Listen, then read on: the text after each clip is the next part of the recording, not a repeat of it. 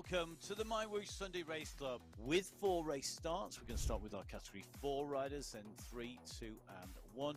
Our riders lined up in yellow, that is our Category 1 riders. In green, our Category 2. In blue, Category 3. And Category 4 in red. Look at Schluck, 10 watts per kilo. Oh, that is a massive kick over the top. That's a sprint over the top from Schwartz. This is a bold move by the UAE clan team. They are working to try and go clear. If they take the 5, remember, this is a 45k race. We're not even at half race distance yet. They're led by Carlos Andres. Roncalli is coming to him. And this is where the Category 3 riders are pushing. They're going to go over the top of Tom Gates. They've got over him, and Orengo has got the lead here with the red helmet. Orengo's going to take it. Staples pushes really hard. 10 watts per kilo. He wants the win. So does Roncalli. They're going to sweep round the corner, and they're going to see the banner. Staples, Roncalli, Aaron Gates. Who is going to take this? I think it's going to be Staples. Staples is your winner. This is the run in to the line. He's going to kick his way up here. It's going to be a run to the finish. It's going to be David Dunn who's going to take victory in qualifier number 3 in the men's race. This is the first look we get today at this technical finish over the top of the climb. The dip down and the run up is critical.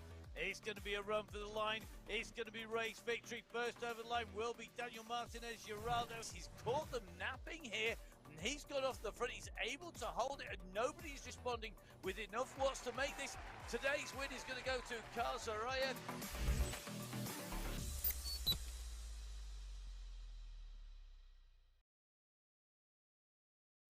Hello and welcome to the My Whoosh Sunday Race Club. It is a race number 1 of, wait for this, August. Yes, where has the time gone? We are bringing you all of the race action all the way through our qualifiers and into the finals. My name's Matt Payne. I'm coming to you live from Glasgow, where the World Championships of many different disciplines is going to be taking place. And down in the studios in Sheffield, it is Emma Martin. Morning, Emma. Afternoon, Emma. I don't know what time it is where you are. It feels like I'm in a different planet, to be honest. Well, it's great to be here today, and it is whatever time you want over 24-hour clock around the world, because that is where our riders are today. They are coming to the Sunday Race Club from everywhere in the world, whether it is 2 a.m., 4 a.m., 1 p.m. or 8 p.m. for you. Thank you very much for joining us. It's great to have you here for qualifier number 1 in August. We are heading to Arabia. 45 kilometers today, 997 meters of climbing. We are heading up the Hebel Hace, and this is the course in front of our riders today. So 2 climbs today. The Aquarium climb, a Category 4 climb, 3.3 kilometers, an average gradient of 3%. But then the hot category climb that comes at 31 kilometers into this race today. 13.5, I'm going to say that again, 13.5 kilometers in length, an average gradient of 6%. The race is really going to play out today there. Now, along the way, we have 5 sprint segments to give us an indication of what the racing is doing. And a note today, just 130 meters of climbing outside of those 2 Category 2 climbs. So a fairly flat race today. Well, let's see who's going to take that on first. Well, it's going to be our Category 4 riders for sure, but a big race field. Take us through just a few of those names, Emma. Yeah, so 35 riders on the start sheets today in Category 4. Francis is here, McMurray is here, Astorga, Zanaska, Nowak is here, Finati, Soberg, Acevedo, Decker, Ramos, who is well known for a very fast start. So going to be really interesting to see how this plays out today in Category 4. So our Category 4 riders taking on the course. They'll be the first riders away on the first qualifier of August. So we are down on the start line and in with Soberg today. The legs are spinning. The seconds are ticking down for what is qualifier race number 1 in August. And the Sunday Race Club is away. Our Category 4 riders are up and out of the start pen. The pack is already moving fast. It's topped 40 kph within the first 10 seconds of racing. as it is Ramos that flies off of the start today. So Ramos absolutely doing what Ramos does best, setting the pace out of the start pen. And the line of Category 4 riders down the boardwalk behind him, well, that is some race start. It is a great race start, and Renato Sartorio Ramos, if you haven't seen these, is notorious, stroke famous, stroke one of our greatest instigators of action, and certainly makes our life entertaining from the word go on the Sunday Race Club in Category 4. He's always kicking off on start, and there are some really valid reasons for this, isn't there, Emma, to go hard from the gun?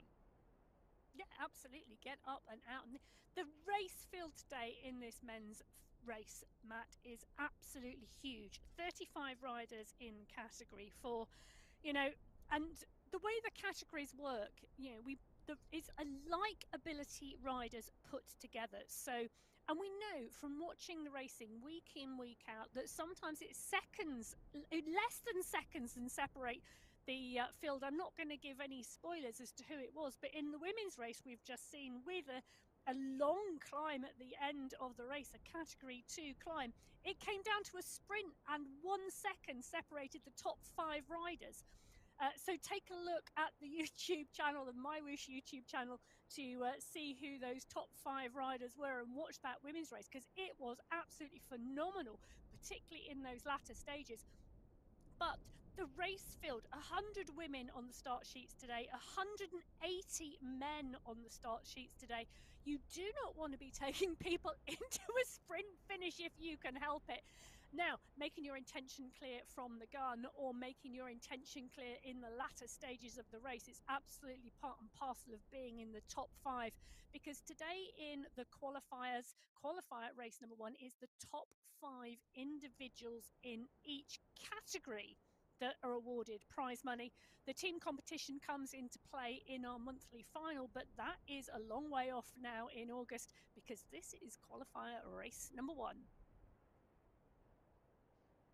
So our riders away, the first wave on the move, moving nicely through here, travelling at 40 kilometres an hour, so 25 miles per hour, and Ramos again pushing hard here as we come up to 1 3/4 kilometres of a racing distance covered of this 45-kilometre race. And Martin Noli, another of those riders who we know is going to respond and are likely to push up the pace here, put people in trouble, break up this group, lose some riders. As Emma was saying, taking a big group of riders into any finish is always risky. Get those odds down. We've got a big climb at the end. I mean, the numbers just don't lie. And in fact, if you take the 2 climbs together and you add up the meters of the 2 climbs together, basically the rest of it is almost non-existent, and that makes a huge difference. But that doesn't mean you can't finish this race off.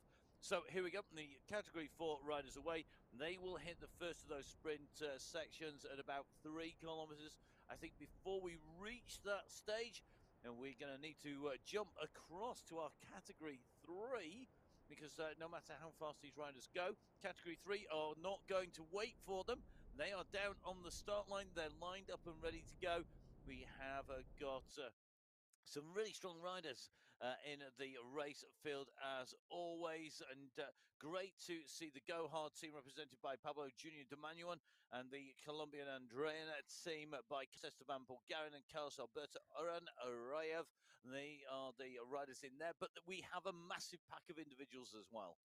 Yeah, we do indeed. Gakes is here, Aaron, Proust, Montoya, Sanchez, Dadson, Staples, who took second in the final last week.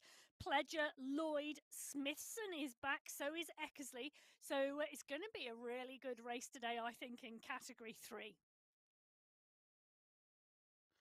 Yeah, I would agree entirely. So here we go, Category 3, lined up, ready to roll. It is time to make sure you go with that pack. You get out of the start cleanly. It's qualifier, race number 1 on the MyWhoosh Sunday Race Club. And we are go. It's time to hit the boardwalk, to head on to the tarmac. We're heading away from the mangroves, away from the vegetation. We're going to be heading into town. and the riders need to get a quick start here.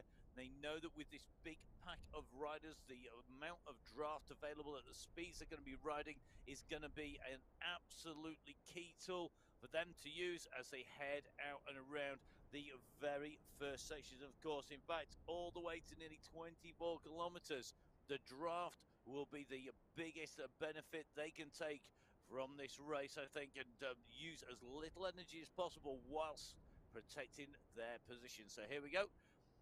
They're away. They are moving quickly. 33 kph, so maybe not quite as fast as we saw from our category 4 initially because we had Ramos on the attack. But this is a big pack who have headed out some very familiar names. Did you see Smithson go through there? Rodriguez, Dadson, Demanuan tucked in nicely. Gachokov in there, Guarin in there, David Winfield, Elos in, Heath Eckersley. It is a who's who. Basically, you could just read the entire race field out. I know, and honestly, when you take a look at all of the start sheets, which I have laid out in front of me today, all 180 riders who are riding the Sunday Race Club this morning, it really is a who's who. Not just a who's who of our regular races and the riders we know where we have strength and depth, but we have new riders today also in category 1, and we will talk about those a little bit later. But it is really becoming the place to be on a Sunday. You know, the Sunday Race Club is phenomenal racing and great competition, whatever level of racing you are at. Indeed, and we do have a number of riders out and racing. I'm lucky enough to be up at the World Championships. I was putting words to the action in the downhill in Fort William only a few hours ago, in fact, and a fantastic race. If you haven't watched it, you might not be into downhill racing, but I've just got a message coming through that says somebody's 84-year-old grandmother was on the edge of her seat for the entire way through the shows. It's lovely to have that feedback, but it's even more lovely that we've managed to keep the racing exciting on the downhill for people. So please do have a watch. We love being here on the Sunday Race Show. So stay here. Keep watching the action. We've got lots of action on its way. Categories 3 and Category 4 are underway. And at the moment, Category 4 just starting to break up. Well, Category 4 really giving us some great racing already within the first 5 kilometres of this course today. And looking at the course profile, we thought this was all going to be about the end of the race when the only way is up. But the Category 4 riders on the flatlands at the start really bringing it to the racing today. Martinoli, McMurtry, all giving it on the front and ensuring the pace stays high on the right-hand side of your screen. On the left-hand side of your screen, well, the pace is a little bit steadier in our Category 3 race field, and you can see right across the road, 5 riders wide in this Category 3 race field. As it's looking like we may just have one in that corner ahead of everybody else. So one rider just pushing on there. So one rider just starting to go clear at the front of this Category 3 race field. We're just riding in with Matt Smithson at the moment. His heart rate 130 beats per minute, 85 revs per minute. They are not responding to this move that has gone down the road there. Yeah, Xavier Mayer. Now, for those of you who didn't watch the My Whoosh Championships, where we gave away $1 million in a prize fund on that, please do go back and watch it on My Whoosh Live or on the YouTube. That you can pick it up on either. There's some amazing racing in that. Xavier Maillard, really, that was his breakthrough ride on My Whoosh, where he came to our attentions time and time again. And he did it in this way. He went out and he put himself out in front of the groups. He attacked. He was aggressive. He really pushed on. It's great to see Xavier back in with us once again on the race club and becoming a bit of a regular here when it comes to racing on the Sunday Race Club. He's joined by riders across 4 categories, remember. So the riders in categories 4 and 3 on the road, categories 2 and 1 go. Now, in the women's race, categories are all on 5-minute gaps. It is a 10-minute gap between categories 3 and 2. So a little bit more time to look at our riders. As you can see, the two categories underway at the bottom of your screen. The two categories are waiting to go on the top of your screen. And because we've got 4 categories, well, we give away 4 sets of prize money. And that is really key here, because if we want to make the discipline grow, then I firmly believe, and got to agree 100% with them, that you've got to reward the riders to enable them to set aside the time that it takes. So we have 2,160 AED for first, in category 4 down to 432 AED. And as Emma said earlier, the team's classification kicks in when we get to our finals only. So at the moment, all the way through the qualifiers, it's individual. For team's classification, it is then finals only. So category 4 is our standard level, and that is 2,160 AED. You can see that is the equivalent of 3rd place in category 3, because the top prize moves up to 3,600 AED. The team prize are jumping up as well, and from 3 to 2 we have another big jump. So we start to jump up from 3,600 AED. That moves all the way up to 6,000 AED in category 2. Emma, these are big prizes that are coming out. And of course, it gets even bigger at category 1. It does indeed get increased to category 1, because you can see the individual win today in category 1, 10,000 AED, 50,000 AED in the team's classification at the end of the month. Now, 10,000 AED in New Zealand dollars, Matt? 4,513 as of the exchange rate on my phone right now. So we are giving you 4,513 New Zealand dollars. Ah, okay, New Zealand dollars. Now, if you haven't been watching the women's show earlier, and you haven't been watching the races previously, we are trying to give you an equivalent of AED around the globe. Now, we are at some point going to have to sit down and do a list of all the ones we've already done, but we want you to suggest a few more. So wherever you are in the globe, whatever currency you want to know, please do get in touch. Don't get in touch with me, because I'm rubbish, as you all know if you've been watching, with numbers. What you need to do is get in touch with Professor Emma Martin, the number cruncher supreme, and send her what kind of currency you would like to have 10,000 AED in. Do you want to know it in rupees? Do you want to know it in American dollars? Do you want to know it in sterling? They're pretty standard currencies, you know, let's face it, you know, US dollars and sterling and AED. We pretty much all know this, but what we want something a little bit more out there. Something, just test Emma's currency level calculations on the way through. They are obviously to be given as a guide. They're not a rule. You're not necessarily going to get that if you walk into your local currency exchange. However, it does give you an indication of just how supportive MyWish is for the racing. So please do get in touch with Emma. Emma, where can they get in touch with you? Oh, you can find me at Biking Emma on Instagram. Indeed. So at Biking Emma on Instagram, make sure you get in touch. If you've got some stories that are telling us what you're up to, get in touch with me. It is at Matt Fix the Pain on Instagram, on Facebook. You can catch up with me on Strava. There's always some entertaining stuff on there, Honest Gov, and you can always laugh at just how shattered I am at the end of a day's commentary. Now, let's get back to our riders. Categories 3 and 4 underway. Category 4, the first on the road at 8.5 kilometres covered. Category 2 are ready to go.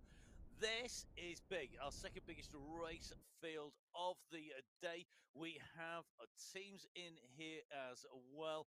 Now we have got the Hitmen are back, looking for a number 1 today. Is Nicholas Spratt, Olivier Simmons, and Henry Oiso. We've got the Panolati squad. Will Filippo Quadrali be able to show the form that he has been on, which has been absolutely spectacular so far? And of course, we've got the UAE Falcons, Zayed Hamdan, Ahmed Al Tanashi, and Hassan Al Ramethri. The UAE Falcons almost ever present. A big race field, though, Emma. 40 riders on the start sheets today as the clock ticks down into the final seconds.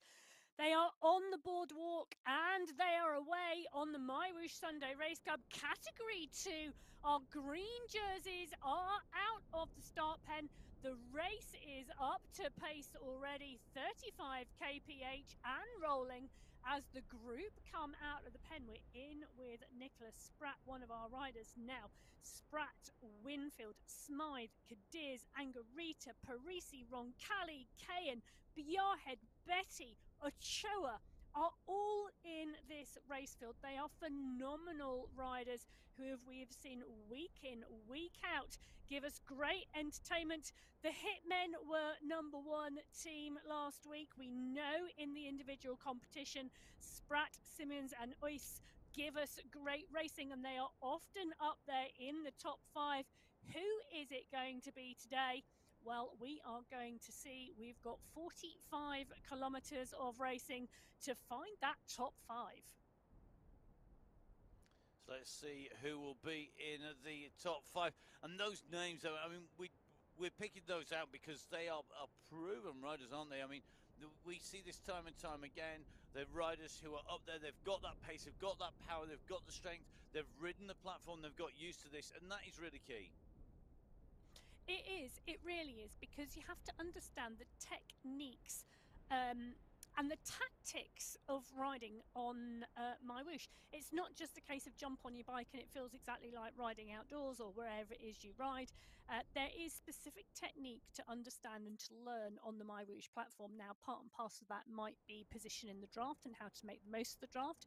It may also be about momentum, because momentum is absolutely key, and understanding how you can utilize a downhill to gain momentum to the benefit of your race strategy. These are things you need to learn, and the only way you can learn it really is by being part of it. Definitely, and that being part of it is key. Everyone who races, no, you've got to practice the discipline, you've got to practice the sport, you've got to practice how it feels or how it responds, when to attack, how much the wonderful subject of time lag, because time lag is something that is in all sports. You see a move go on the track and the velodrome.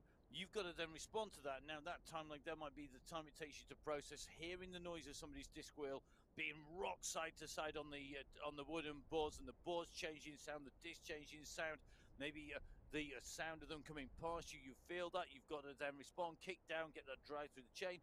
When you're riding on My Wish on esports, depending on your setup at home on your smart training, there can be a lag between the time, not just to process what's going on from the images you're seeing, but actually putting that through your turbo trainer and then it being picked up by the receiver. So really, really key to ride, to know what that lag is and what that pace and that timing is on the way through, and that does vary so much. Now, category 3, we are seeing another move on the road at the moment, and look at this.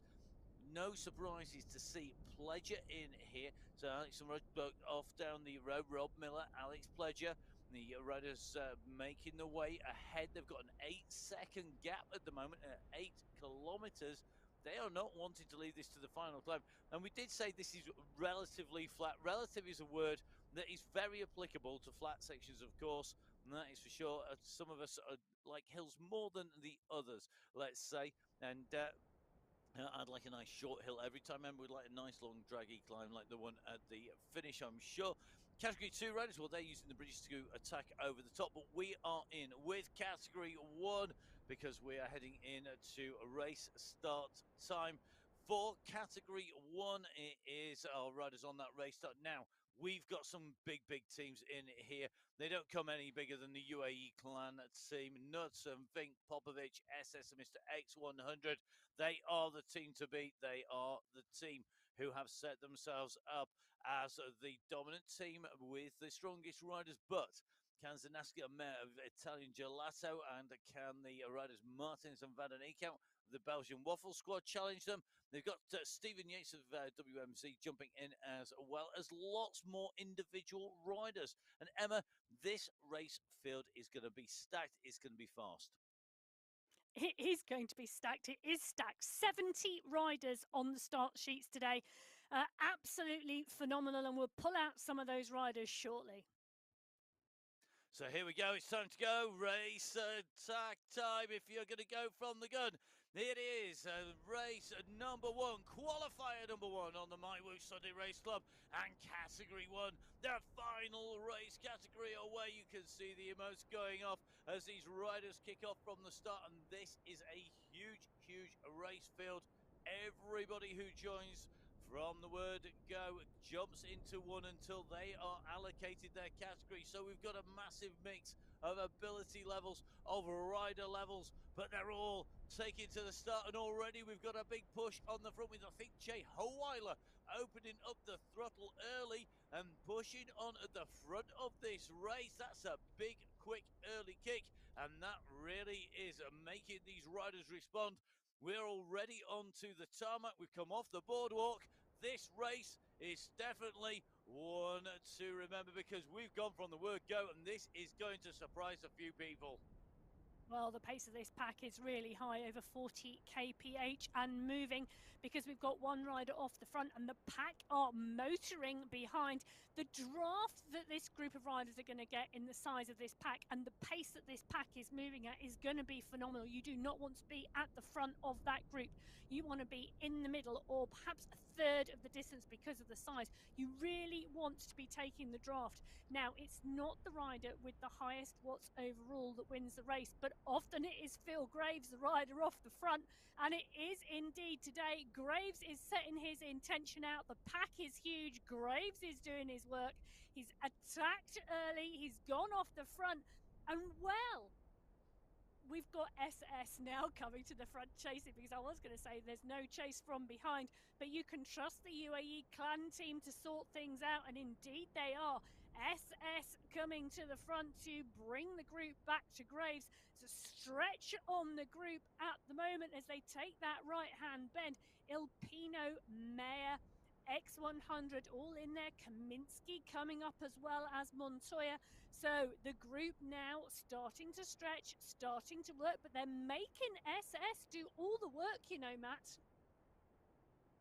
He is. He's doing all this work. He's the rider on the front. He's doing 100% of this at the moment, and he could well just bridge across if he'd have put a big kick in with that.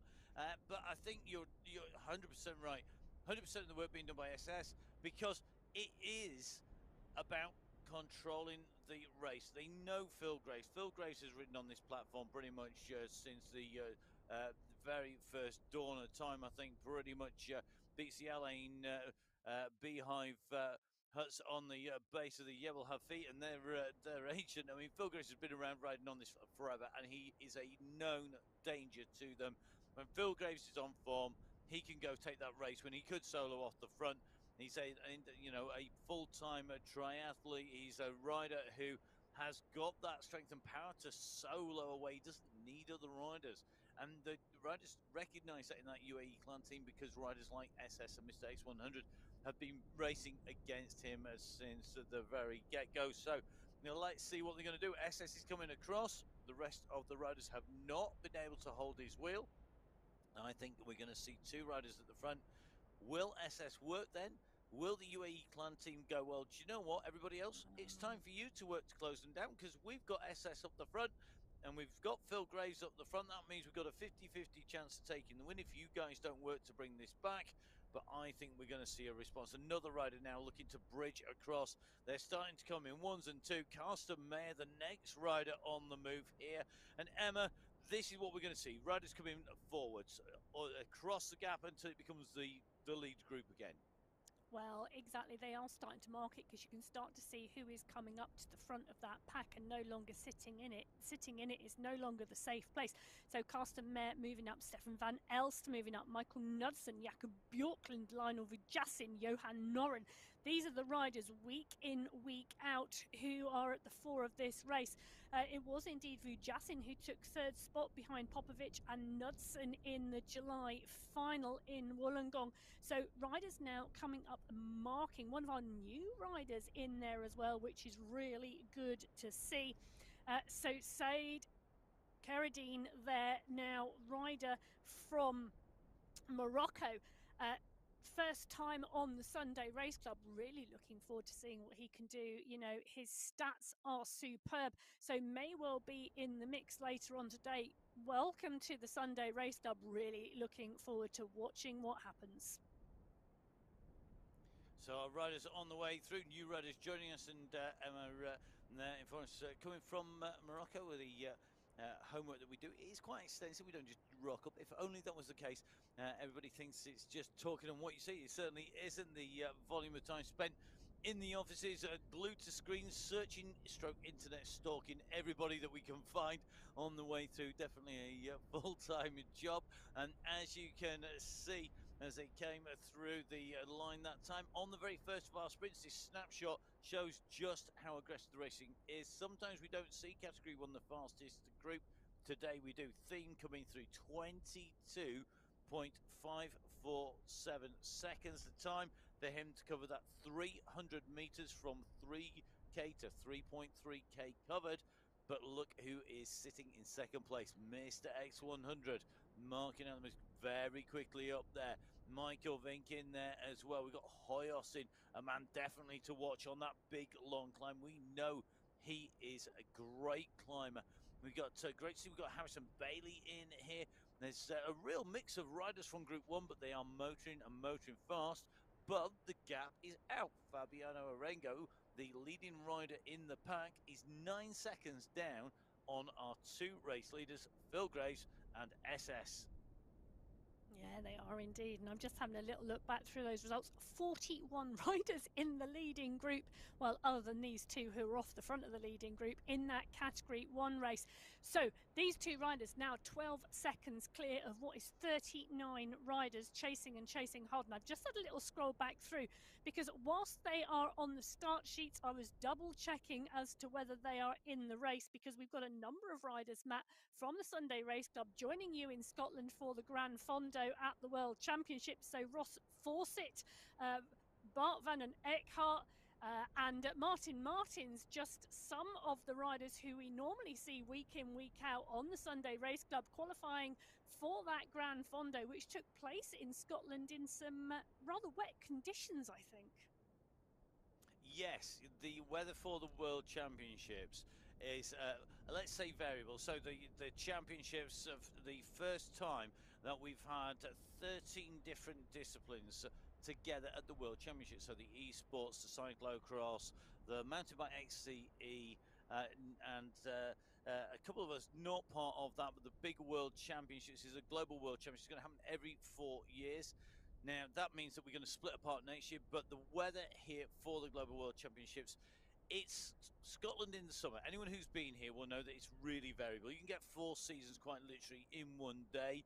And we were getting that certainly up at Fort William, which is about 160 kilometres north of Glasgow.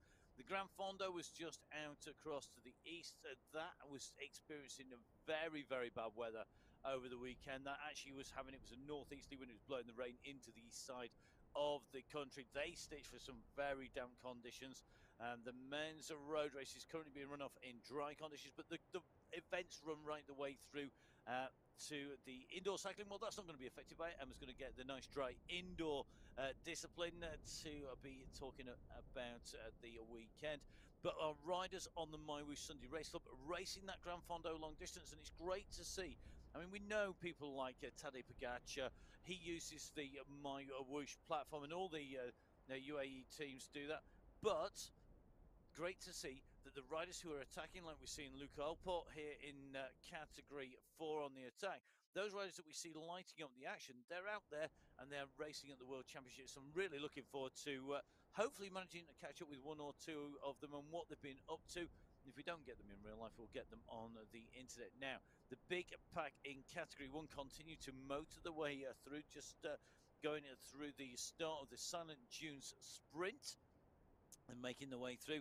And these riders are very quickly up to pace. You can just see they're about to catch a rider from the Category 2 race field, but the chase is coming through, and Francis Pino here continue to squeeze just through the end of that. They're going to be up on screen very shortly, I'm sure, in terms of results. But at the moment, the action has kicked off because they came through, they've gone down into this dip.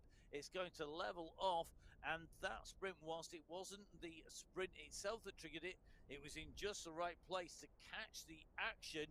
As we start to see another wind up on the front, as the riders do not want to let Phil Graves and SS get too much further down the road. You ready for the gap? 21 seconds, the difference between front to back. And I tell you something, they weren't exactly motoring, because look at that result. Yeah, so the fastest 22 riders through that segment. Well, they were all Category 3 riders. In 23rd place, SS, the first Category 1 rider through. But it is Kochikov that takes the segment in 18 and a half seconds. Luca Bala in 2, William Hoyas in 3, Wangarin in 4, and Rafael Montoya in 5. So it really is going to Category 3 there. Category 1, well, other than SS and Graves, well, the rest of them, it's a very, very steady space, because they are pretty much towards the bottom of the riders coming through. In fact, the last 40-odd riders through that segment, well, that's pretty much most of the Category 1 race field.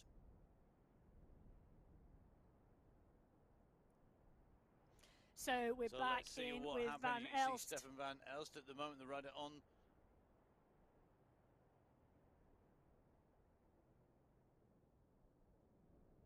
So Van Elst with Stefan Van Elst on the way up this climb, working his way up this straight, making a quick move. It's looking good for Van Elst here as he goes up the climb. He's in pursuit, just jumping over the top of everyone.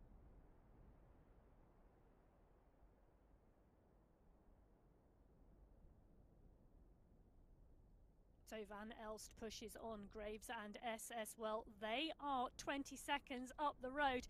Tim Cutler now pushing on the group behind us. Well, the group now coming back to Van Elst's rear wheel. They are absolutely working hard because they do not want to let it go.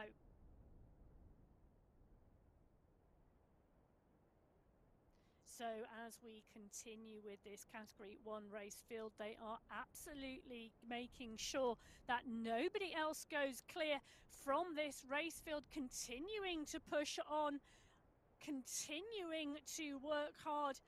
Absolutely clear that Graves and SS down the road are, no one else is going to make that a group of 3. A group of 2 is more than enough. And if this group worked together, they could indeed pull them back. Now, Knudsen is in here with Holweller and Vujasin. And in fact, if Graves and SS turned and looked over their shoulders, they would not see that chasing group at the moment. 21 seconds still clear as Graves and Safrazad SS are working together. It's Safrazad now on the front, and Safrazad now pushing at 7 watts per kilo. Kaminsky is with him to try and close the gap, but Graves and SS continuing to push on. So Safrazad pushing on Kaminsky there as well. So is Hernandez and Bjorklund and Nair. Everybody now working together, trying to push on. Safrazad looking as though he's starting to go clear, because whilst Kaminsky is there, do you know they're rolling round on the front of that group and they are not looking to go with him. So side Safrazad back on the Sunday Race Club, putting an attack in here and trying to bridge the gap to SS and Philip Graves. They are now 18 seconds down the road as Safrazad continues to push. Safrazad pushing, the response not really coming from that group behind. They are 9 kilometers into this race. Graves and SS are still 20 seconds down the road. And in fact, there's a Category 2 rider in between Safrazad and the 2 leaders.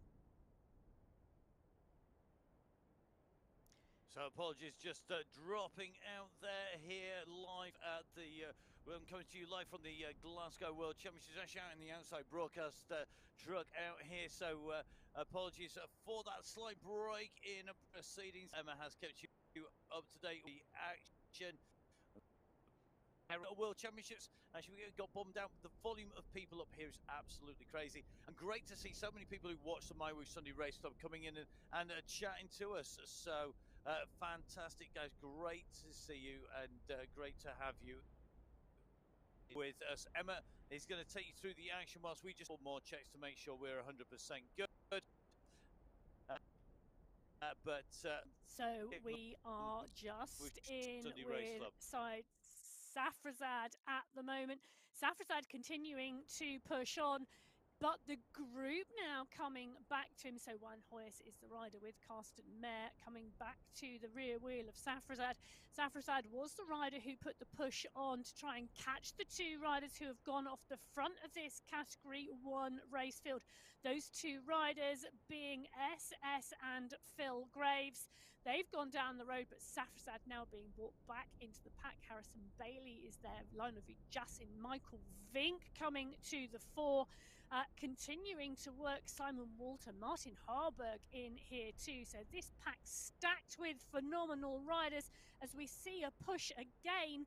But the two riders they are chasing well, SS and Phil Graves. They are down the road and not with this group.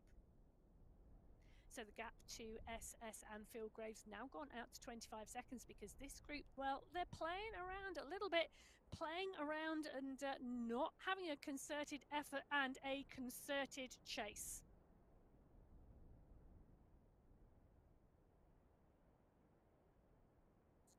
So this Category 1 race field continuing to roll. Michael Knudsen well in the mix. Now Knudsen was second to teammate Popovic in the July men's final. That was on the Wollongong course, a very different course to today, because today we are in Arabia. We are going up the Jebel Hafiz, and should I just say that again? We are going up the Jebel Hace today. We're not going up the Hafit, but it is a huge climb regardless. It is a hot category climb, 13.5 kilometers coming at the end of this race with a 6% average gradient. It's a phenomenal climb, but SS and Philip Graves have gone off down the road. That attack from Graves covered by SS. They are now 30 seconds clear, and you can see that we've got Graves and SS on the right hand side of your screen, the chasing pack on the left hand side of your screen, and it is looking like around 330 meters that they now have on that group, and they are continuing to push on at the moment.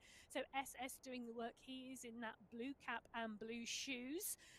Graves in the ride behind with the yellow hat on, so you can see SS doing the work there, making sure the pace is high. Graves just taking the toe at the moment, coming up to the side of SS, but SS very happy to continue with this and continue with this breakaway. On the right hand side of your screen, that is the chasing pack.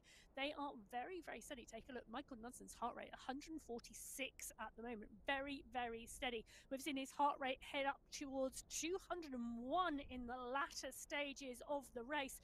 Now, that tells me that this is a steady pace coming from this chasing group. There is no concerted effort at all at the moment to bring Graves and SS back.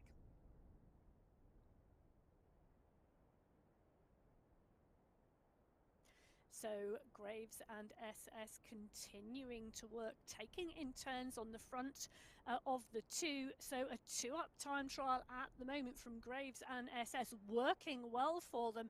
Harburg, Ilpino, Zanaska, Sultan, all coming through and taking their turn on the front of the group, but it is not taking a turn with a big dig. It is just a automatic roll through on the front, because the pace is so steady. Knudsen's heart rate has dropped to 137. So in a very short period of time, the pace has come even further back off that chasing group. A much, much steadier pace, no effort at all, leaving Graves and SS out.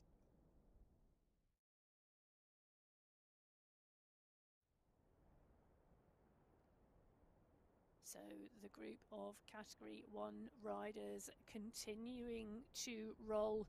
You can just see on the top right-hand corner of your screen the satellite navigation image, the little green triangle indicating where the riders are on the course. So currently just on a slight incline, just shy of 3% at the moment, not stretching these riders out. The other thing we can see on the bottom right-hand side is the time splits to the riders ahead. The time splits to Graves and Estes now out to 40 seconds. But Luke Allport in that red jersey, well, he is the leader on the road at the moment, currently leading that Category 4 competition, just going under the polka dot banner, indicating the start of the first climb today. That's a Category 4 climb, the Aquarium climb. It's 94 meters of climbing over a 3.3 kilometer distance. So whilst Allport heads on to that first Category 4 climb, it's Michael Knudsen from the UAE clan team pushing on at the front of this group. So they've now had enough of Graves and SS being out, and the 40-second gap is more than they want. So Knudsen coming to the front at 6 watts per kilo. Knudsen's there. Van Elst has come through to help Bjorklund and Kaminsky, Mayer and Cutler. Noren is there as well. Everybody making sure they have got their positioning right, because the stretch on this group, it was 39 riders in this chasing group, and the stretch is coming with the push on the front now.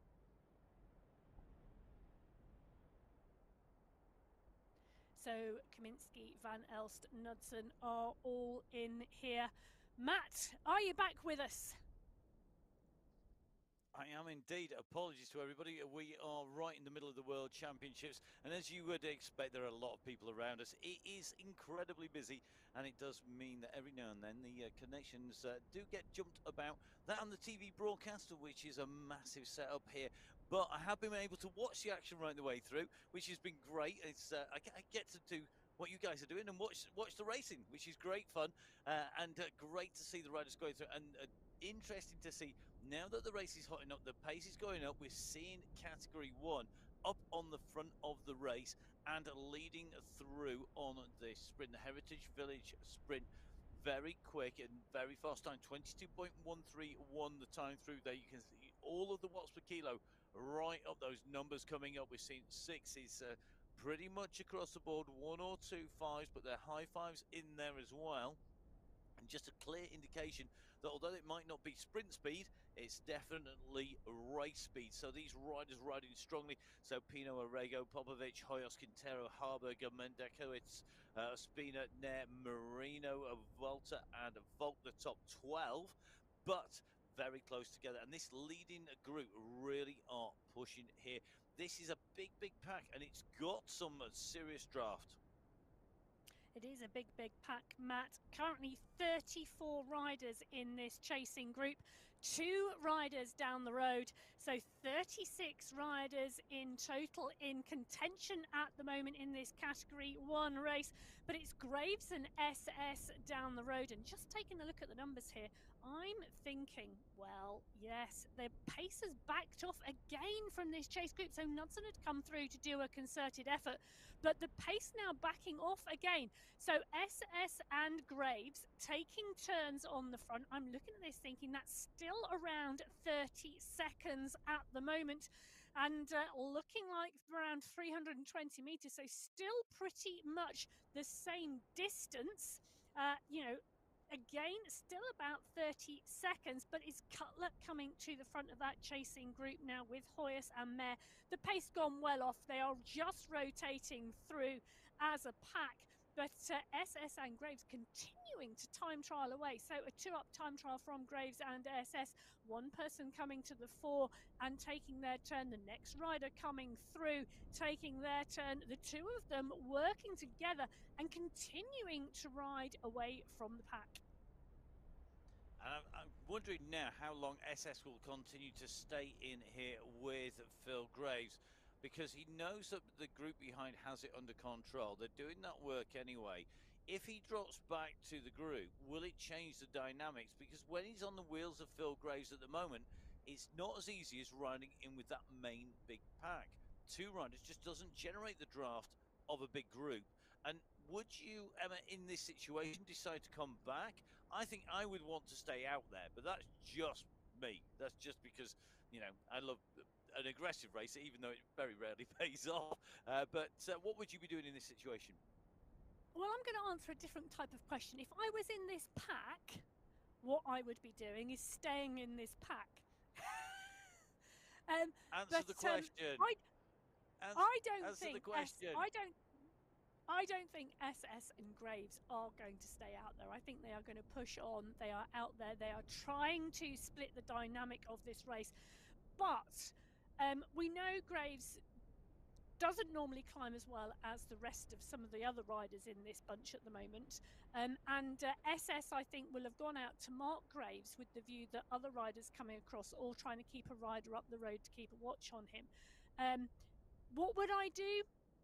If I was SS, I would probably stay out there with Graves, because actually, it's making Graves push on, it's making Graves work, it's trying to make the group ride and respond from behind, because the UAE clan team don't want 34 riders going into the bottom of that climb. They've got phenomenal climbers. They've got Popovic, they've got Vink, and they've got Knudsen and X100. We know all of their riders can climb really, really well, but you don't want the risk of taking 34 riders in, knowing that some of them are unknowns. We have brand new riders on the Sunday Race Club this week, brand new riders who are phenomenal bike racers. So, there is a risk. So I think the UAE clan team are playing this a little bit interesting. I think they are, and that means, as you can see, that Category 1 is that two riders out front being held by the group behind. Category 2, at the moment, they are at 20 kilometres. They've not yet reached the first climb, the Aquarian climb. However, you can tell just by the fact that they are surrounded by water that Category 3 are on that climb. They're at the base of the climb. Category 4 are well up that climb, the climb finishing at 27 kilometres. So Luke Allport, the rider who went on the attack solo in Category 4, currently at 26.6k. At 24.7k, you've got Rob Miller with Alex Pleasure, the two leaders in Category 3. Behind categories 2 and 1, they're not into the tunnels. And this part of the course, this is the first climb of any substantial note on the course. The rest are big enough to hurt, they're big enough to cause attacks, but they are not full-on climbs. But coming into it will be a Category 2. They're currently at 20 kilometres, and the climb itself starts at 23.7. So they've still got a fair distance to go, but they are on a bridge at the moment, just going over the edge of the water here at 3.5%. So these bridges, they're enough to do damage, Emma. Well, they're definitely enough to mount a short attack on and try and stretch the group. And whilst you might not break away off the front, you could definitely lose riders off the back of the group and see that group start to get smaller. And that, I imagine, it was the aim here with Moreno and Simeons and Smythe all pushing on at the front. Parisi is in there as well with Kirchner and Kranich, but they haven't lost any riders. That small effort over the bridge, not quite long enough to do much damage to the group, but it has wound the pace up a little bit. So the pace now remaining high as the push continues over the top of the climb. Caligula, Quadrelli are all in there. So is Cam Winfield. Cam Winfield taking the win in a road race in real life this week, as well as being part and parcel of the My Whoosh Sunday Race Club. Phenomenal ride in our July final to take second place in Category 2 from the young rider. So a rider really on form at the moment. But Quadrelli is in here, and we know Quadrelli climbs really well, Matt. So this is all of our categories today. We are looking forward to some great racing, and these riders pretty much making the play that it's going to be the final climb today that really sorts this out. Well, with the length of that climb, I'm not surprised. And remember, of course, that we have two climbs today. The first one is a Category 4. So that's a very basic categorized climb. And that is basically a shorter climb, generally, that comes early in the stage, or one that is not expected to be as decisive. The last climb, the Jebel Yais, It is a monster climb. It's horse category climbing. That means that is the top of the tree. It's not a 4, it's not a 3, it's not a 2, it's not a 1, it's a horse category. It is beyond category, which is pretty much the direct translation from the French. So beyond category, it is out there, and it is just so long and so high, and that is going to really test his road. It would be my complete anathema of a climb. I would absolutely not want to touch that thing with a barge pole. It is on my bucket list of rides to climb up there, but maybe I might have to borrow an e-bike or somebody to do that instead, because that's probably the only way you're going to find me climbing that well. Well, not needing an e-bike today is his Category 1 group. Vujasin is here with Hoyes and Harburg. Norin is in here as well. This group are just rolling very comfortably at the moment. Got a Category 2 rider very happily ensconced in the middle of that group as we take a look on the right-hand side of the screen, and that is SS and Graves. Now, these two riders are away and clear of the pack, and you can see there we're looking at around 650 meters now, so extending their lead on the road at the moment as they pick up Shkretting, one of the Category 2 riders, just kicking there to see if they can push on and stay on the wheels. But Graves and SS are time trialing away from this pack. They are continuing to motor and continuing to work. So the two riders clear of this chase group. 34 riders currently in this chase group. It is a huge chasing group coming in to this bridge. They are about to go under the banner, indicating the end of that section. Well, we're seeing a rider now push on the front here. Hassan Sultan is the rider pushing 6.7 watts per kilo, utilizing the push of this bridge section, the gradient here to try and stretch this group and try and make it smaller. But the only thing he's doing, Matt, is dropping the two Category 2 riders that were inside the pack. And that's unfortunate for them, that little bit of an acceleration has broken away the riders. So the leading riders heading out on to the course in Category 1, Graves and SS clear of this group. And for me, this is going to be a key moment.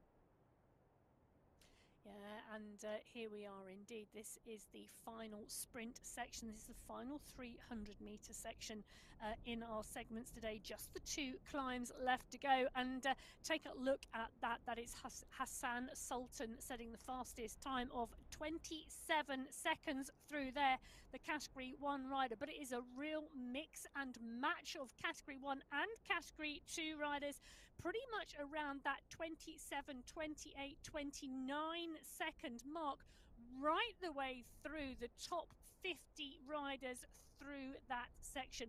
You know, it is indeed a kind of boner from Category 4, currently in 60th place at 31 seconds. So the Category 1 pack moving pretty much the same as the Category 2 pack through that section. No real time differential with SS and Graves, so they are holding out in front of that group. In fact, this pack now more likely to see back markers from the other races, because that's a Category 4 rider just up ahead of them on the road around the bend. So X100 is in here. Von Haren, Volk, Sultan, Safrazad, Montoya, Ilpino, Howeller, all in here. Harrison Bailey joining us as well. So great to see a new rider joining the pack today. He's not the only new rider in here.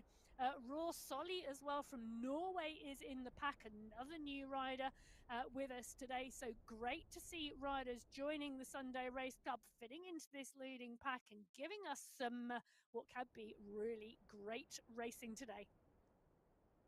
Yeah, great racing for sure, and great to see just how controlled and how smart these riders are. They're not going down the road. They've been given a little bit of an incentive. Somebody's just dangled it in front of them. Are they going to chase it? Well, no, not. They're not going to go mad. They're not going to go too crazy. They're going to see how they're going. Now, let's go across to categories 3 and 4. And as you can see, Rob Miller and Alex Pleasure are steadily working their way through the riders in category 4. But these Category 3 riders at the moment have a gap. Their lead at the moment is 20 seconds. They're down at the base of the run down at 29k, and that means they've come off the slopes of the Aquarium climb, and this is now that flat run in to 31 kilometers. And at 31k, they will then find themselves at the base of the climb. So our runners starting to approach that final climb. The leading riders on the road on the left-hand side of your screen. It's not very far back to the chasers. This is in Category 3 in the blue. Category 4 leaders are still down the road in front. And so that means that Rob Miller, currently 21st rider on the road, the leading rider in Category 3. And interestingly, Alex Pledger again just behind Miller. Miller really doing the work and pushing on at the moment to try and stay clear of that group behind. Renato Rio Ramos just sandwiched in between these groups of Category 3 riders. The Category 4 rider, really the red jam in the sandwich there between the front and the back of the pack, as we see a little bit of a look back here. Just in it looks like that's going to be David Ospina Hernandez, who is opening up a gap on the group. And do you know what? He has got 4 or 5 seconds on that group very quickly there, Emma. Yeah, it's interesting, isn't it? So SS and Graves now a minute down the road. So that two-man time trial away from this group really working. Ospina Hernandez, well, I think he's thinking a minute is too much. So Ospina Hernandez pushing on here. The pack, well, Knudsen has come to the front, but with a little bit of help from Vujasin.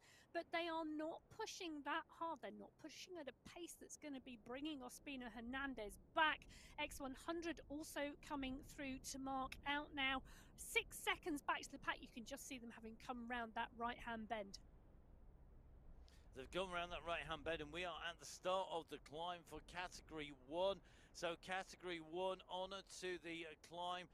They have got riders different. They are on the climb of the Aquarium, as these riders, Category 4, the leaders on the road, are on to our final climb of the day here. So we have the two climbs at either end of our race field in terms of race leaders. Category 4 leaders, big pack of riders now on the way up, getting that classic Yenzi quote there, shut up legs in front. Well, they're going to be screaming by the time they get to the top of this climb, because this is tough stuff, and we are seeing another big push on the front. Who's opening up the throttles here? It's starting to stretch here. This is going to be absolutely key. What's going to happen as they make their way up this slope? Well, that Category 4 race was Luke Allport off the front. 3 minutes now his gap. It was a chase group of 13 going into the bottom of the climb, but now being stretched and riders getting distanced off the back of that chasing group in Category 4. Now, not much further down the road, in fact, just about going under the banner signifying the start of this final Hawk category climb. In Category 3 is Rob Miller and Alex Pledger. They are the two riders clear at the front of the Category 3 race field, around 600 metres behind that chase group in Category 4.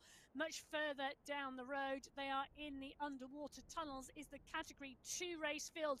Nicholas Spratt is the rider pushing on away from Daniel Cadiz and Ryan Giuliano. So Spratt pushing on this first climb, the Category 4 climb. And, well, that's Stefan van Elst just dropping into the tunnel. The next rider to push on from that chasing group in Category 1 to try and close the gap on SS and Graves, who are around 50-something seconds up the road. So the gaps continue to open up in these groups. But look at this, Stefan van Elst here. He's on to this Aquarium climb. He is starting to stretch his legs out here. And this is a good gap now that's opened up 7 seconds. It looks a long way on this climb, but that is because we are on one of the flatter sections. And the response comes from Michael Knudsen. Knudsen on his way. Michael Knudsen pushing. He's going to try and close this gap down. Can he get onto the heels of Van Elst? Van Elst, a rider who is raced against time and time again. And Noren now starting to move behind. 5.9 watts per kilo coming out of Norrin there. That big kick from him.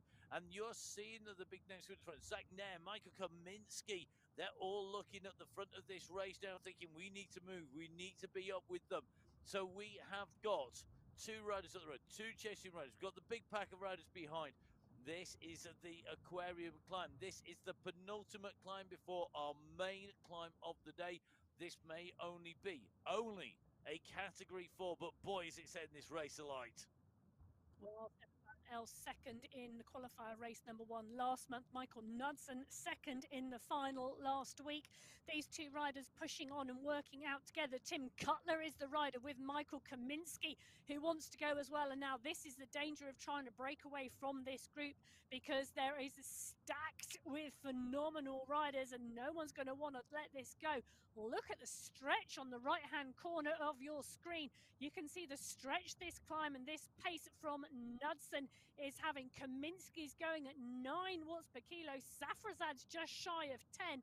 This is a sprint effort to make sure you're not missed out on this group at the moment. So Cutler, Safrazad, Noren, Vujasin, Hoyas, Kaminsky, Van Elst, Bjorkland, all wanting to be part and parcel of this. Nair doesn't want to lose it either.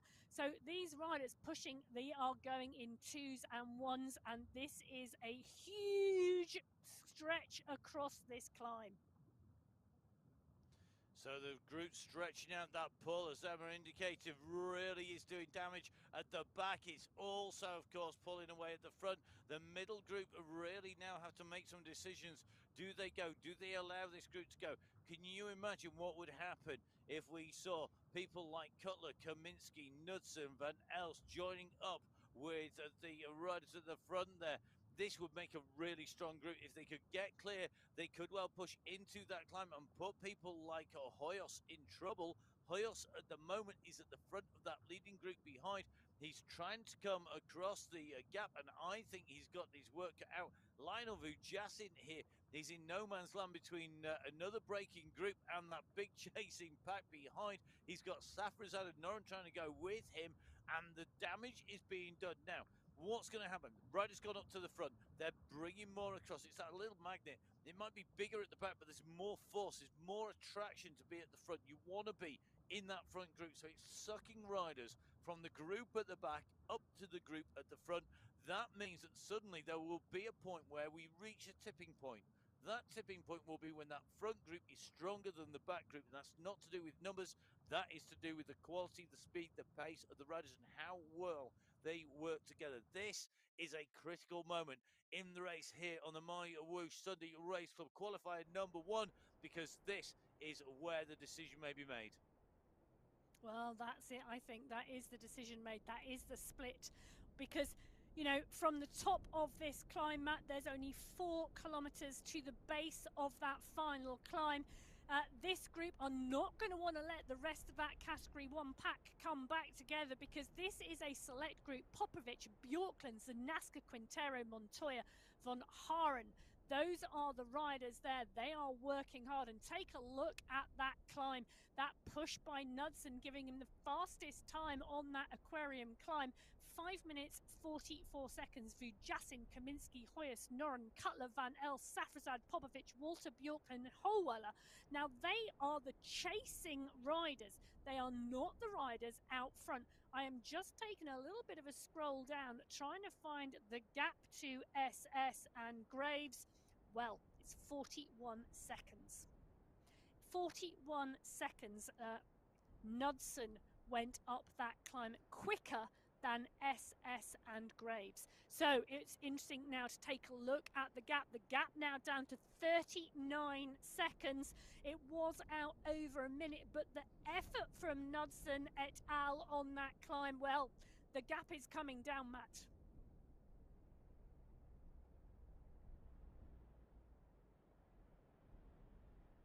So as the gap comes down, we watch the group here. We've got 1, 2, 3, 4, 5, 6, 7, 8, 9 riders in this chasing group. That's 9 riders who made the selection on what was the aquarium climb. The aquarium climb where this selection has been made, where the group has gone from 34 riders down to 9 in the chasing group.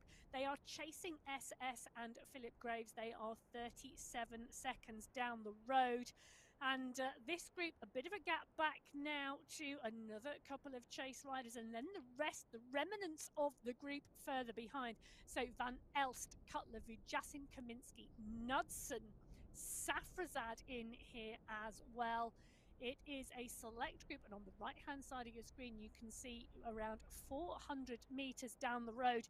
That is SS and Graves. So SS and Graves continuing to push, continuing to work. They are heading towards the base of the hot category climb. There is the Jebel Heis. It is 13.5 kilometers in length, the segment. Then there's a 500-meter run to the checkered flag. Now, can SS and Philip Graves stay out, or is this chase group that we're seeing on the left-hand side of your screen going to make the catch? It's Michael Knudsen pushing on at the front. Cutler and Vujasin are working hard. Now, the pace much higher from this smaller group than we saw earlier on. They are keen now not to let the gap go out too much before they get to the base of the climb. It's now only shy of 30 seconds. So the chase group in this category 1 race, the next rider they are going to see is a category 4 back marker. It's going to be one of our red jersey wearers. Now, our red jersey category 4 race was the first race of today, 20 minutes before our category 1 riders. So Briodi is the rider being swept up by this category 1 chase group. 9 riders in here at the moment, giving chase to SS and Philip Graves, who are still 30 seconds down the road. So the pace of the chasing 9 pretty much steady state with the pace of the leading 2. So SS and Philip Graves are heading now towards the mountain. You can see on the top right-hand corner of their screen the green triangle indicating they will shortly be seeing the slopes heading skywards and the numbers of the gradient starting to rocket. That red polka dot banner just coming up into the distance.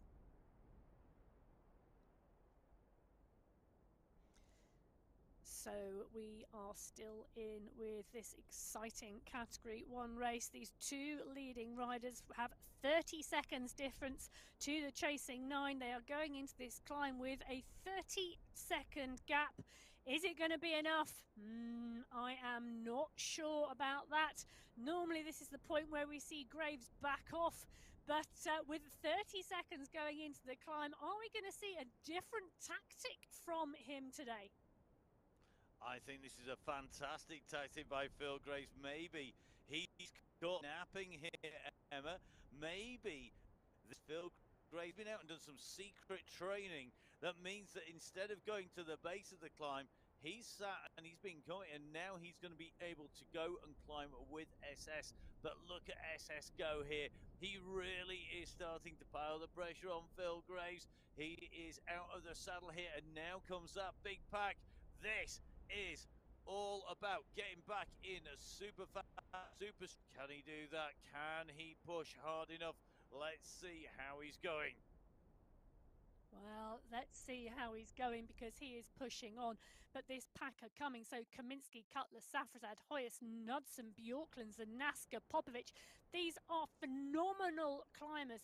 We have seen them week in, week out ascend the mountains at a seriously strong pace. And this pace currently at the moment around 6 watts per kilo. These riders are pushing out. The gradient 7.8% currently. And we've got a rider we can see coming up onto the back of this group as well. So pushing hard, pushing fast, the group are rising, and it's Zach Nair who is coming. Zach Nair putting in a push off the back here to try and catch that chasing group. 5 seconds further down the road is indeed the group that they left in the underwater tunnels, the group that didn't make the selection in the aquarium climb, but it is Zach Nair. I think Nair is going to make the juncture to that chasing group of 9. That chasing group is going to become 10. Phenomenal riding by Nair to come back to that group on the climb. Now that tells me Nair is on some form today and his legs are feeling good. Somebody else whose legs are feeling good is Luke Allport on the right-hand side of your screen, the current leader on the road today. An hour and 9 minutes of racing under his wheels. He's currently leading that Category 4 race, climbing strongly. McMurtry is second rider on the road, but I think it's minutes, and it is indeed minutes. It's around 2 minutes Allport has. Now, he had 3 minutes going into the base of the climb. So the chasing group are climbing very, very strongly behind. Brett McMurtry has moved into second place in that race. Valles is with a group of riders, including Adriano Zanaska. So we have a lone rider in one, a lone rider in two, and then 3 riders chasing with another rider, Wacker's Butts, just coming up and joining them. But in the Category 1 race, well, Graves and SS are still tapping out the pace. They are still tapping out a time trial pace up this mountain. Now, SS is the rider in the blue cap and the blue socks. Graves is the rider in the yellow helmet and black shades, continuing to tap up the mountain. So Graves digs again to stay on the wheel of SS. The rest of the riders being led by Nigel Knudsen. It's about 20 plus seconds back to Knudsen and Van Elst. On the right-hand side of your screen, these are the riders up the road from Graves and SS. This is the Category 2 race field. And you can see they are about 650 meters further up the mountain. So are we going to see SS and Graves come on to the back of the Category 2 field, before the Category 1 pack catch? I don't think so, because that is the train. That is the Category 1 race pack chasing SS and Graves. And you can see that absolutely coming up the mountain. They are now 13 seconds behind SS and Graves. I think this catch is going to be made shortly. So Nair got onto the back of the group. He made the juncture back onto this chasing group making it 10 riders. So 10 riders here about to catch the 2 riders who have been clear for a phenomenal amount of time in this Category 1 race. SS and Graves are shortly going to see Vujasin, Hoyas, Zanaska, Van Elst, Popovic, Cutler. These riders who are in this chasing group. So the gap's now down to 10 seconds. This group can see the 2 riders out front. They are just going up round the bend and taking on board a couple of Category 4 riders in their wake, and a Category 3 rider as well.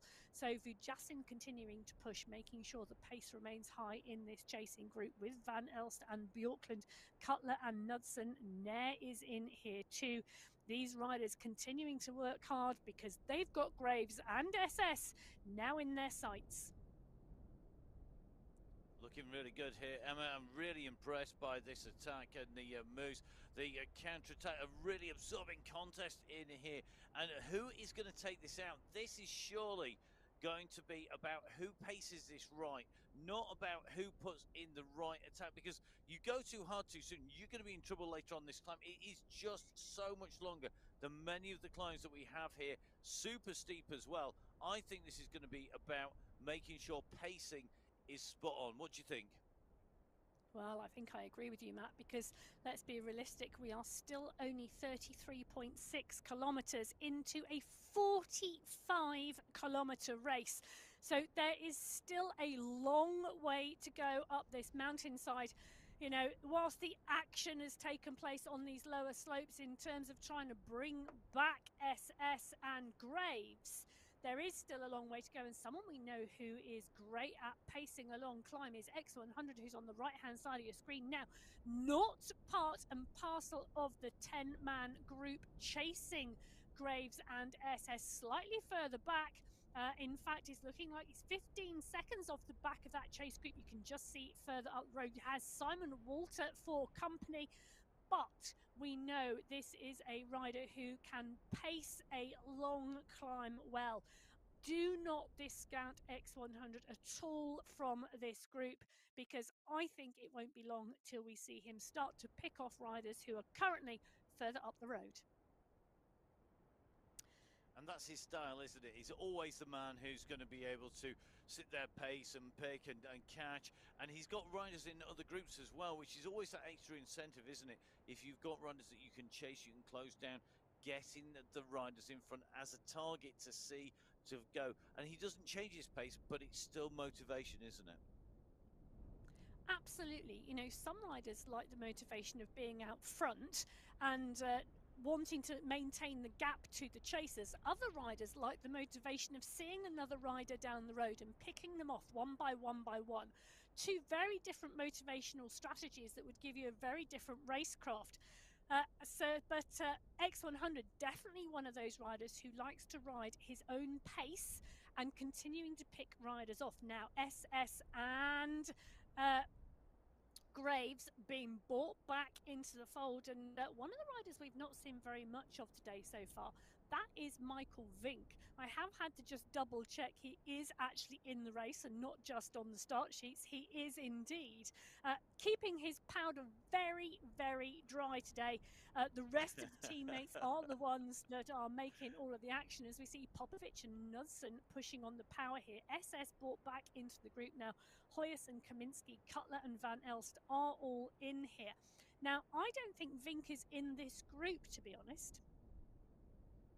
No, I've just been watching. I've been scrolling down furiously whilst you've been covering the action there. Just really looking to see. I think we're not going to see a Vink victory at the time. I just can't see that he's got wherever he's got to. I think he's gone a bit further. But it may well be that he's done a specific effort and he's leaving it. He knows he's got some great teammates in there. Mr. X100, Michael Knudsen and co. And here we are, Michael Vink. He's on the slopes. He is currently a kilometre down from Mr. X100. So here he is. That's for Michael Vink. That is a recovery effort, surely. That is got to be one of the steadiest runs he's done for a long, long time. Look at that. Real steady, real smooth. He's on his way up, and Carlos Ospina just in front, Vidal Mayer behind him. Look at this, Mr. X100. He's picking up roads. He's got a Zach now with him now. These two riders chasing Stefan Van Els, Tim Cutler and co. Mr. X100 here doing what he does best, sitting at a pace, sitting at a tempo, looking to close the gaps down, looking to push on here. This is really going to be key to his ascent of the mountain. Johan Noren at the moment, though he's pushing on, 6 watts a kilo just coming out from him. A response by Knudsen, who leads up this big group of chasing riders.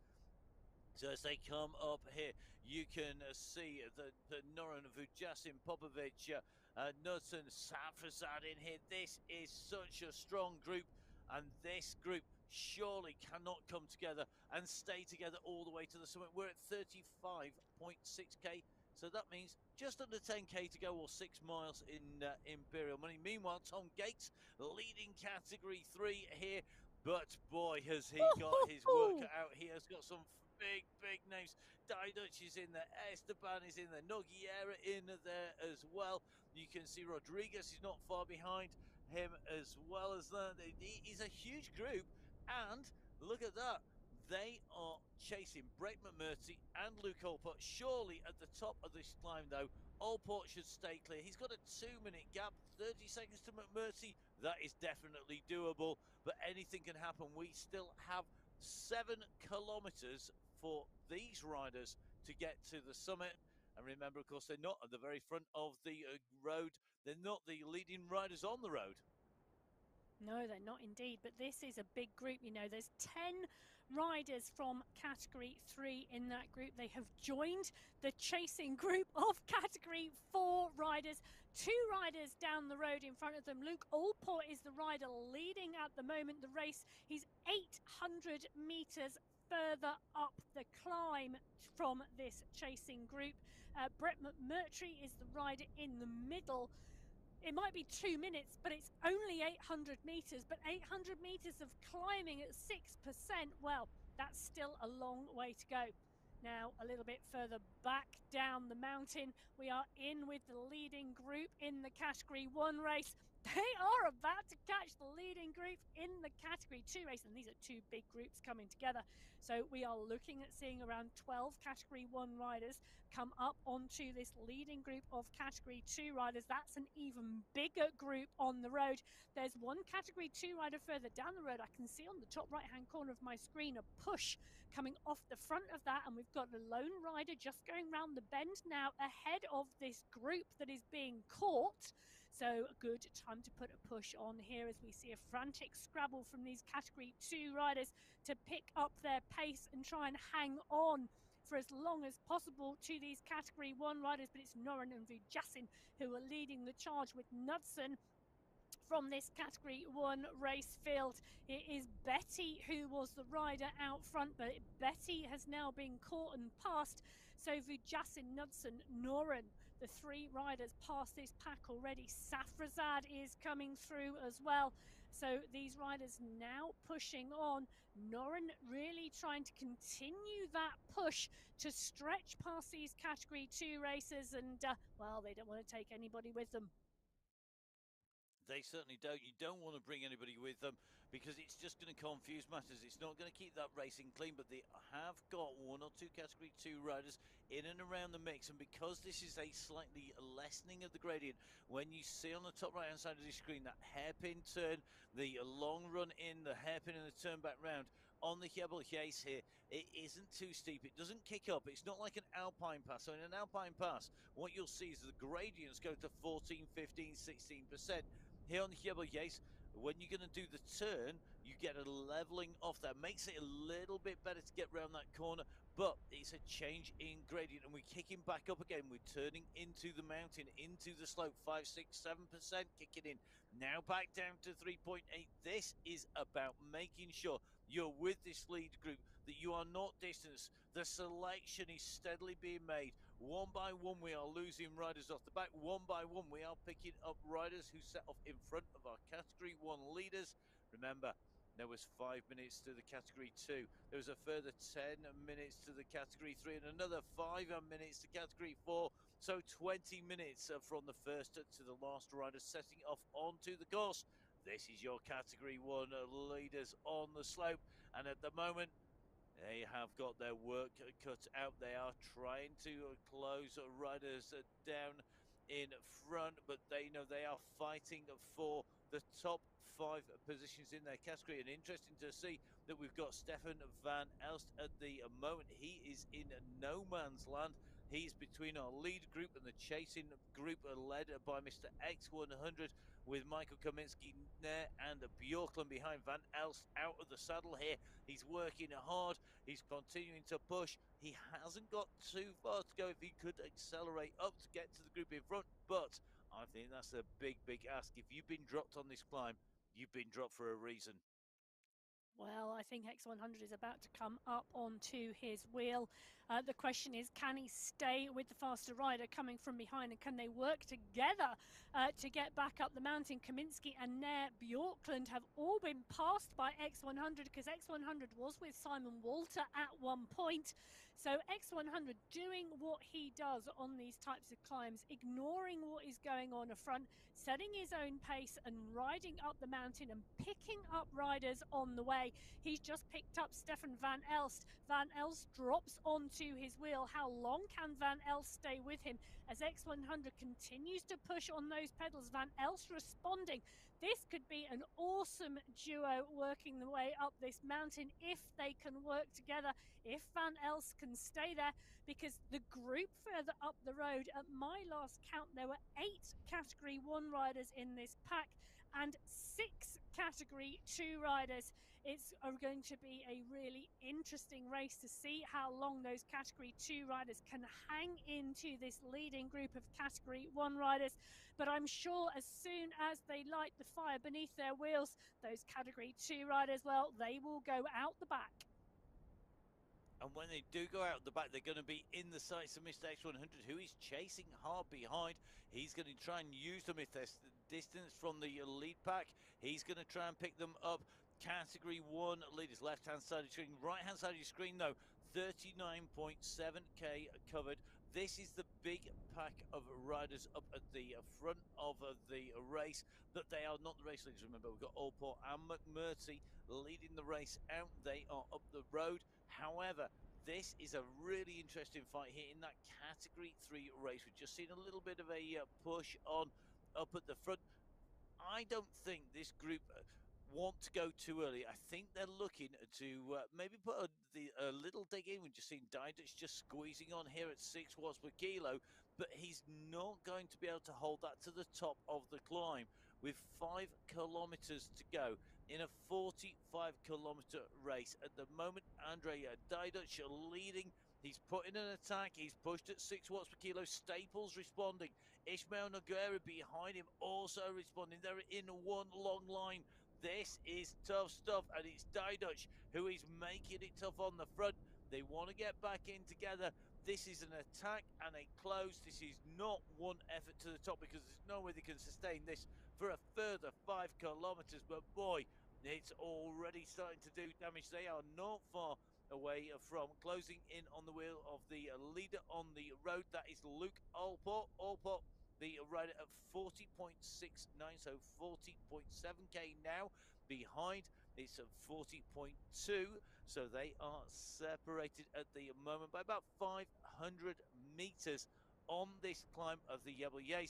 Who is going to be the first rider to the top? Will our Category 1 riders catch them all? They are now at 39 kilometers. They're coming, and they're coming quick. Yeah, they are indeed coming quick. They've caught Jonas Bjarhed. He is one of the riders in the mix in the Category 2 race. So Henry Uis Kranich is in here. Betty is in here. Bjarhed is in here. That's at least 4 of the Category 2 riders. Safrazad, SS, Vujasin, Knudsen, Zanaska, Hoyas are all in here. X100 and Van Elst are still working together. And you know what? They are coming. They are closing down. They are only about 8 seconds off of that Category 1 leading pack. I think they're going to make it unless there is a concerted push from the front. But the UAE clan team, they are going to want Mr. X100 back in their mix. But he is bringing Van Elst with him if Van Elst can stay there. Now, on the front of that group, it is Noren pushing on. He's seen the danger from behind because X100 is about to make the juncture. So Noren, Popovic, Knudsen, Vujasin, Hoyas, Zanaska, they are pushing on. A bit of a gap now, 3 seconds between the front and back. Knudsen now taking up the charge. They are coming up to just over 5 kilometers left on this climb. Vujasin, Knudsen, Noren, Popovic, Safrazad, Zanaska, they are all consummate climbers. It's anybody's at the moment.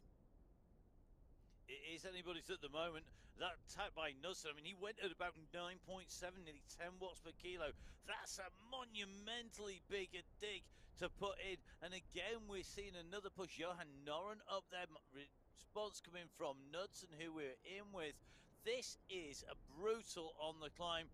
This is a really, really tough day. We saw them come in to the base of the climb and then hit it, and really, that, as you said at the start of the show, Emma, has been decisive. This big long climb, it is so long. A 13.5k climb, 763 meters of climbing on the way up here. That is just to get to the 500 meter to go point, because of the banner for the finish of the climb will come in at 44.5k.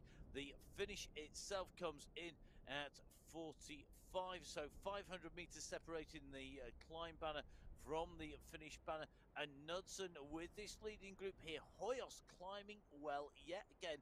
I'm really impressed also by SS, because he was in that breakaway, and here he comes. His blue bandana is there. He's up onto the back of the group. So Hoyos there with his blue bandana, the blue cap of SS in that group. You can see SS, he's riding strong. He was in the breakaway. He was working hard there, and he's in with this group that's at the lead of this race. That is some effort. It is indeed some effort, and the push from Knudsen, well, that's done a couple of things. It's meant that the category 2 leaders have now been dropped from this group. It's also meant that X100, who had literally just made the juncture to the back of the group, has also been dropped, but in true X100 style, continuing to tap out that time trial pace up the mountain, and will continue to try and push on as far up the race field as he can. But it's Johan Noren who is pushing and pushing on here. Popovic responding. Vujasin is there. They are working their way up this mountain and up through the rest of the race fields who started before them. Heath Eckersley, Jimanuan and Abello are going to be the next 3 riders in their sights, all in that category 3 race, as Noren, Popovic, Knudsen push. It's a 4-second gap now back to Vujasin. So little gaps now starting to appear as the pushes continue on this climb. And it's Knudsen on the attack. You saw him come flying through that group there. He wove his way through really hammering down on those pedals. Who would go with him? Who is going to respond instantly? Noren Popovic doing that behind his SS Vujasin, Hoyos Safrazad. They are in that group. Zanaska in that group behind. And now is this the move that sees Knudsen bring it down to potentially 3 riders? Knudsen, he's the rider with the shaved arrowhead look on him. You've got Noren with the red bandana, and you've got Pablo Popovic in his traditional black. But Noren continuing to push on here. He's putting Popovic in a little bit of trouble. Popovic is going to need to come back, but now Knudsen goes over the top. He sees the riders are behind us, still at 4 seconds. They're not out of sight. They're not out of mind. They are up close, and it's going to get personal. This is going to come down to what they can do in the last 3.5 kilometers here. This is going to be bumping. It's going to be barging. This is going to be absolutely everything. There's not going to be much left in the riders' tanks. They're going to empty them. They're going to hit the reserve tank, and then they are going to be running on faith and hope alone, because this is tough stuff. We are near towards the end of the My Whoosh Sunday race final climb here. This is the Jebel Yace climb, the final climb of the day, the long climb of the day. And this, in qualifier race number 1, is a decisive moment. Can these 3 riders stay clear? They're never going to be able to break away. This is what it's about. Come on, guys. We want to see a aggressive race, and this is what we're getting. Well, we are indeed getting aggressive racing, and it's groups of 3s at the moment. Noren, Knudsen and Popovic, they are the 3 away at the moment. On the right-hand side of your screen is the back of what was the group not long ago, and that is X100 continuing to work his way up the mountain. So around 220 meters down the hill. In between are the chasing category 1 riders. So Knudsen, Noren and Popovic, they are clear. Safrazad is leading the charge behind. It's about 5 seconds back to Safrazad. Vujasin is there as well as they continue to push, and they are trying to close that gap down to these 3 leading riders. Knudsen, Popovic and Noren. Safrazad, Hoyos and Vujasin are the riders behind. They are continuing to push. This group of 3 are chasing the leading group of 3. There's then a smaller gap back to SS and Luka Zanaska. X100 is the rider then behind.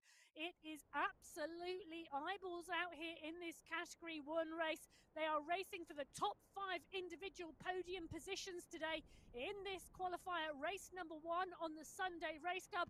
There is now just under 3 kilometers to go for this group. It's 3 kilometers on this mountain. It's a horse category climb with the checkered flag at the top.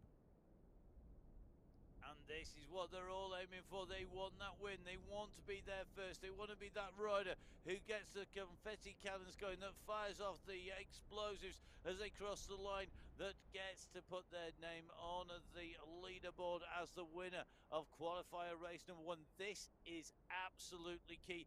But when you've raced so hard for so long, remember that clock is well and truly ticking here today, because we've got 1 hour 13 minutes of racing plus covered already. This is tough stuff, and that's category 1. Remember, it's 1 hour 33 for Luke Allport, who is up at the 43k marker. He's still holding them off. Can he make it into the finish? Well, that's a massive ask, particularly with that move there. Look at that. Knudsen straight up onto Noren and Popovich's wheel. Emma, who's going to take this? 3 riders clear at the moment. Can they stay clear? And if they do stay clear, who is going to be? Who's your favourite here? Well, this is an interesting finale to qualifier race number 1. Luke Allport in category 4 has been out on his lonesome for so long, leader on the road.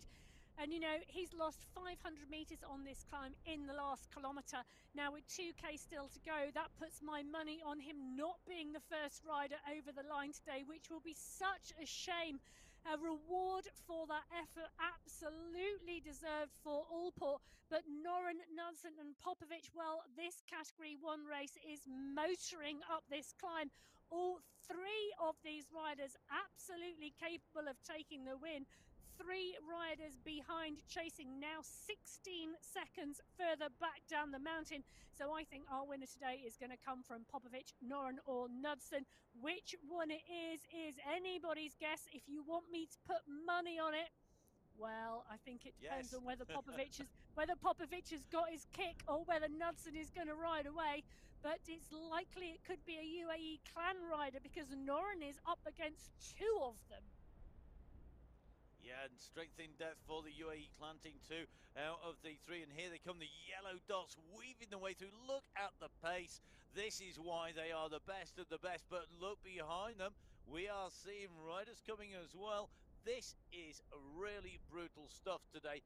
And I think, I mean, we were saying these 3 were clear. I'm not sure they're as clear as maybe we think they are, because the riders are coming up behind them, and with this frantic race to get back on the wheels, I think we've gone through the riders in blue, and I think Popovic is in danger of being caught up by Hoyos behind. It's only a few seconds, but look at this. Knudsen kicking on here, wanting to push 43.5k of this 45k course covered. So it's Knudsen, it's Popovic, it's Noren, then it's Hoyos, then it's going to be Vujasin and Savrasad together. They cannot relax for a second in this front group. There is no time to finesse. There is no time for tactics. They can't soft tap and take a soft turn on there.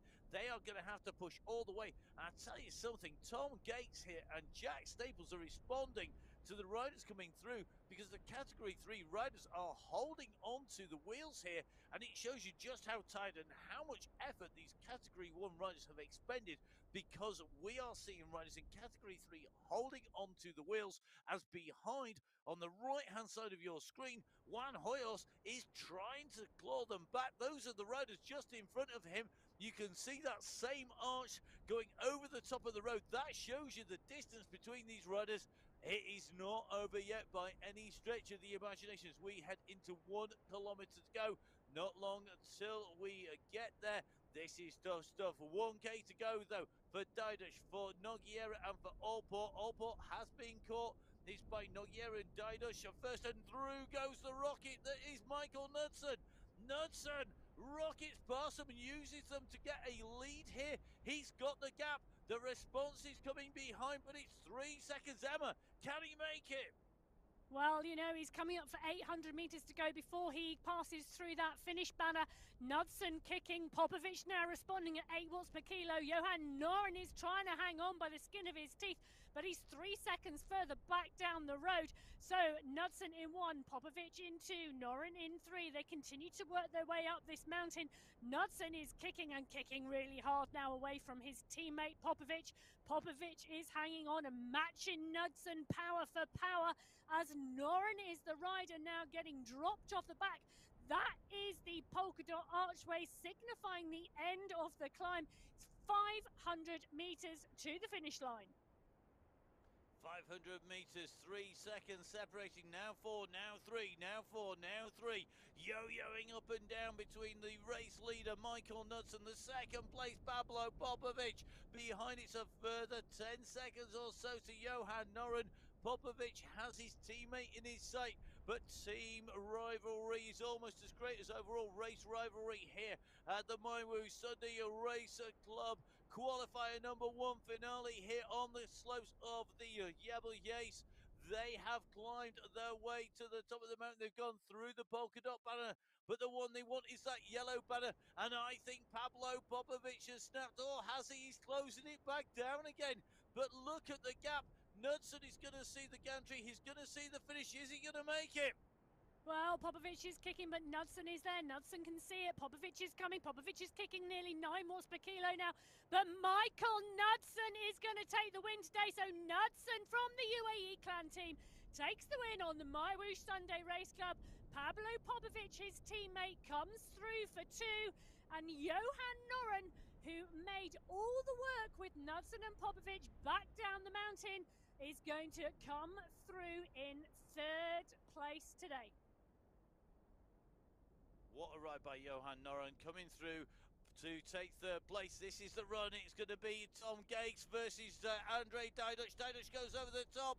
Diduch dives for the line. He's going to take it. He comes through in front of Gates. Then it's going to be Safrasav Vujasin Hoyos coming in through, chasing to the line in category 1. In category 3, Ishmael Nogueira is going to come through. Luke Olbort is our next rider on the road, the man who led this race solo for so long. Brave move, going off so early in the race. He held all of the riders off most of the way up towards the summit, and it was only in the last few kilometers that the category 3 and 1 leaders came in past him. But it is going to be Allport who takes the win in category 4. Lucas Zanaska coming into the line. He's just ahead of Mr. X100, who continues to come in through over the line, followed by his teammate SS. Then it's going to be the race in that category 3. All these riders hurtling into the line. So your top riders over the line in category 1. It's Michael Knudsen in 1 for the UAE clan team, ahead of his teammate Pablo Popovic in 2. Then it's Johan Noren, Lionel Vujasin and Juan Hoyos in 3, 4 and 5 respectively. Said Safrasav back with us and back with a bang in 6th, followed by Lucas Zanaska. Then the 2 further UAE clan team riders, Mr. X100 and SS coming through. What a race from our riders. Emma, that was something special. I've really loved watching that and seeing a great start to August. Yeah, absolutely phenomenal racing with Diduch taking the win in category 3 and Luke Allport being rewarded with the win in category 4 for that lone breakaway. Well, August qualifier race number 1 has been fantastic. It has been great to see the racing, and what exciting racing in Arabia today.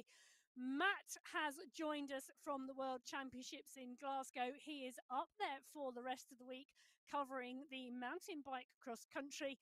He's going to be with you on his own next Sunday as I head to the World Championships in Glasgow to cover the artistic cycling and the cycle ball, 2 sports we don't see that often. So really looking forward to heading up to Glasgow to the World Championships to do that, leaving the Sunday Race Club in Matt's capable hands.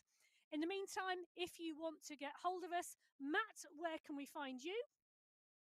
Please do get in touch. Don't forget to send us your currency suggestions for what we're going to tell you. The prize money is coming out in. You can get hold of me. It is at Matt Fixer Payne across most of social media and the internet. Emma, where can we find you? You can find me on Instagram at Biking Emma, and obviously my whoosh on all of the social media channels and also the great videos on the YouTube channel. So what a qualifier race number 1 has been for August. We will be heading into qualifier race number 2 next week. From Matt, from myself, from all of the team at My Whoosh behind the scenes, stay safe, enjoy your riding, and we'll see you next week. Goodbye.